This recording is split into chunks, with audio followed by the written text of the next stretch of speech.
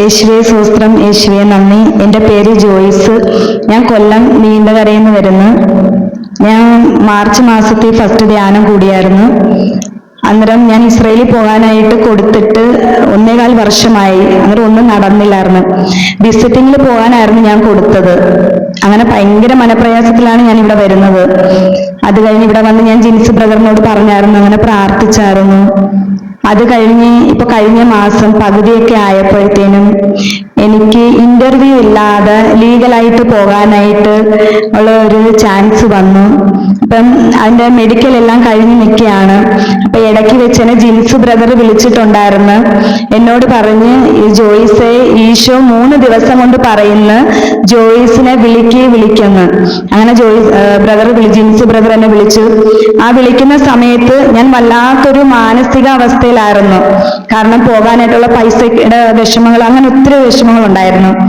അങ്ങനെ ജിൻസ് ബ്രദർ ഒത്തിരി സമയം എനിക്ക് വേണ്ടി പ്രാർത്ഥിച്ചു.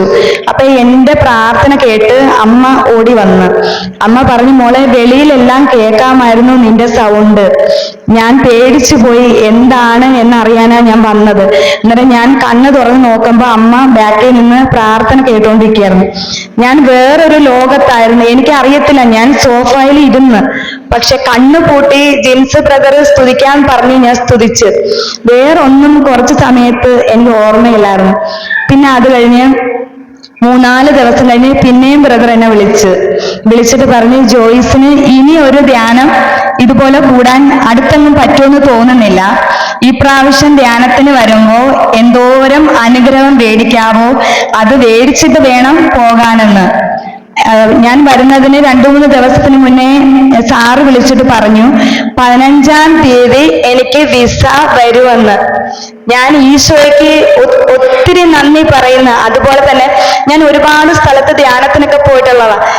ഇവിടെ കിട്ടിയതുപോലെ ഒരു അനുഗ്രഹവും ഒരു അഭിഷേകവും എനിക്ക് എങ്ങും കിട്ടിയിട്ടില്ല. അതുപോലെ തന്നെ ഭാരപ്പെട്ട് വരുന്ന ഇപ്പൊ ഞാനായാലും വേറെ വ്യക്തിയായാലും ഇവിടുന്ന് പോകുമ്പോൾ വേറൊരു, നമ്മൾ സ്വർഗം തുറന്ന്, നമ്മൾ ആരാധന സമയത്ത് സ്വർഗം തുറന്ന് ഈശോ ഇറങ്ങി വരുന്നത് അത് കാണാൻ നല്ല ഭംഗിയാ.